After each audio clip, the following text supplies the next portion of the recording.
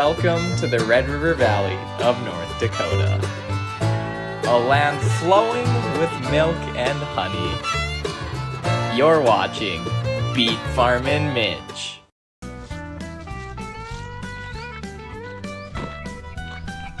So I get to run the auto tarp today.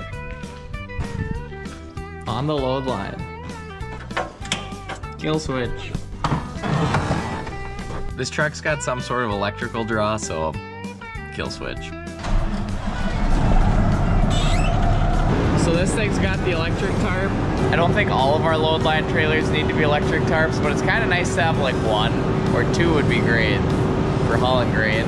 It is nice to have, especially when you're hauling a lot of loads. So normally the back door is like that whole square, but with the electric tarp it's just this, which that's no big deal. For beets, when we switch these over to sugar beet mode, we take these bolts out and switch a couple things, and then the whole back end gate pops open. Which it's gonna be beet season before you know it. Summer goes fast.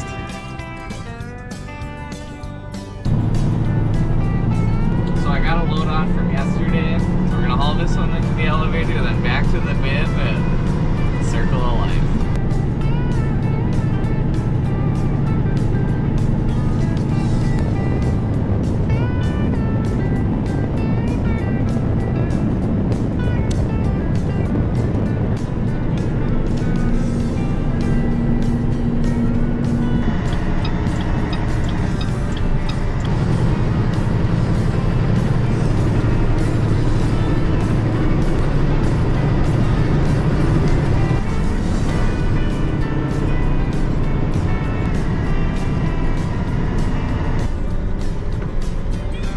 Alright, check it out. So this is the one with the auto tarp. Get her open.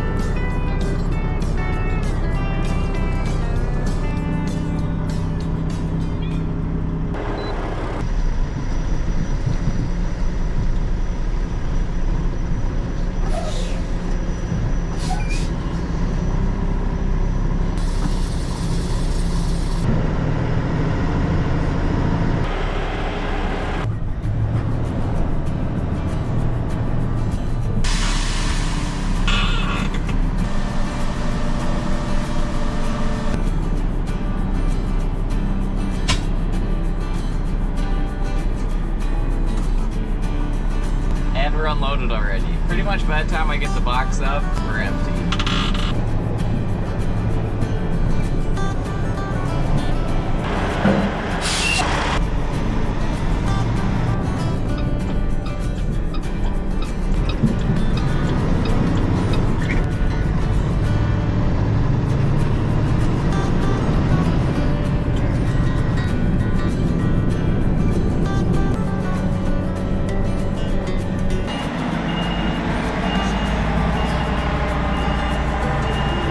I think we got the right wind to not get the bees wings in our face today.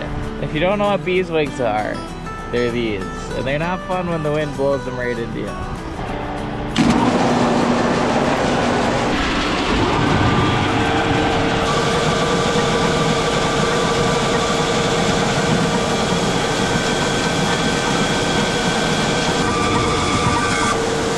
I was wrong about the wind direction. Coming right up. Thought it was gonna go that way. Looks like it keeps switching.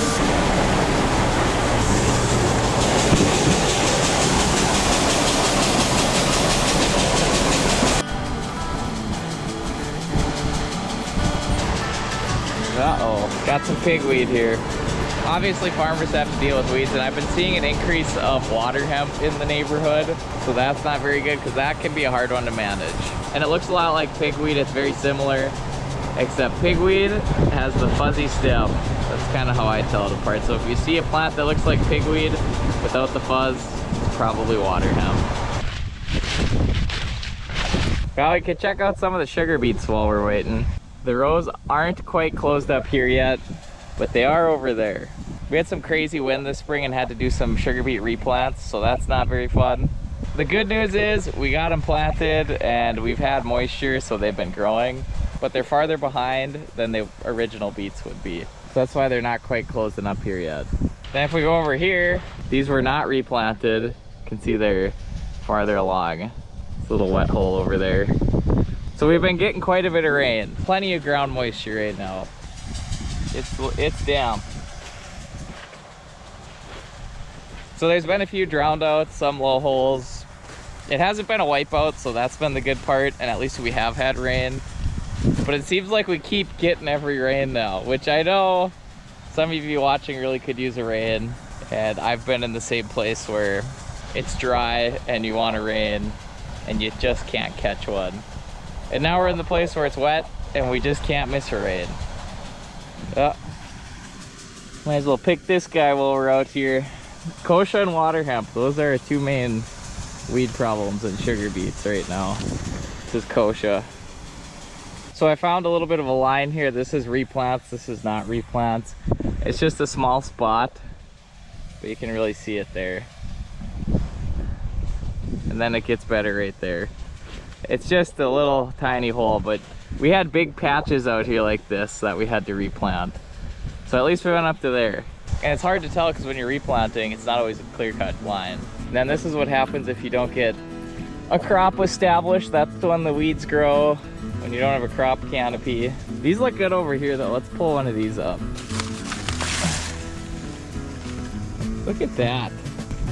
4th of July beet right there. A little over a month we'll be harvesting that. Goes fast.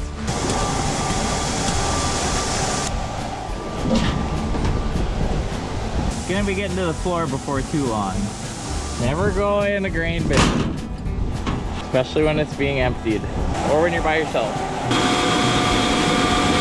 That motor sounds like it's got a bit of a hub to it, but I think that's just the way it is. Hopefully it keeps running. So we got some new shoes on this one. These tires work really good in a beet field. Not the best for rolling on the highway, but they work good in the mud. And then we also got the tire boss system on here. That makes the biggest difference in muddy conditions. So with that and the good tires, this truck was doing pretty good. It started to get stuck on us a lot last fall during harvest. So got rid of the slicks and put the grippers on.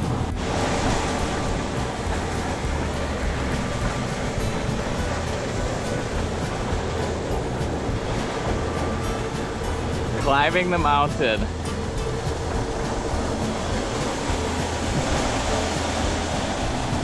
So we built this bin last year, and when you build a bin, you gotta dig a hole under where it'll go and fill it with gravel, a nice gravel pad under there, and then they pour the concrete on top of that. So we still have to haul this dirt out, and we have some extra gravel to kind of fill this area in. We'll find a spot for it. You can always find a spot for good topsoil.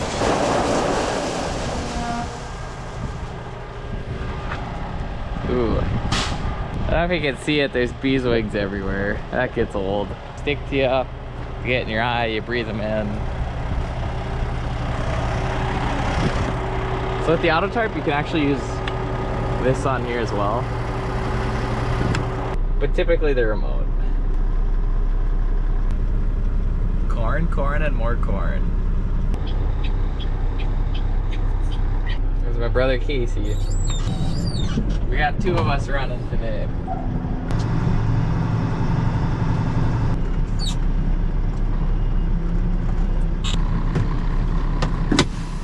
It's like you got the top door open.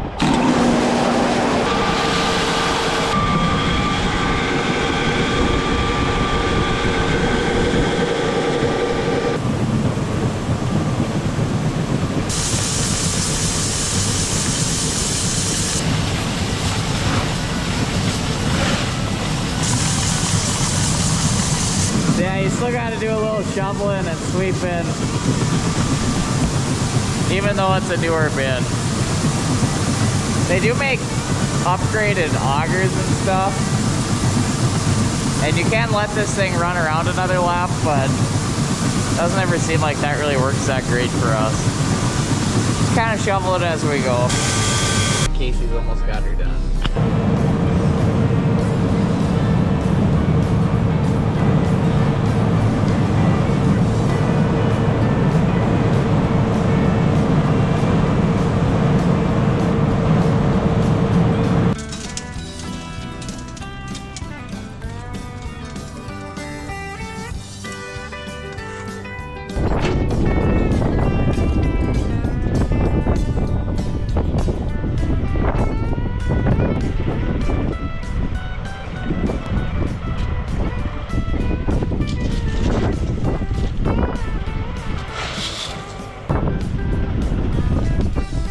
go. We got the bin emptied. The grass is mowed. Wait a minute. It is not. That's right. We do have John Deere on this farm.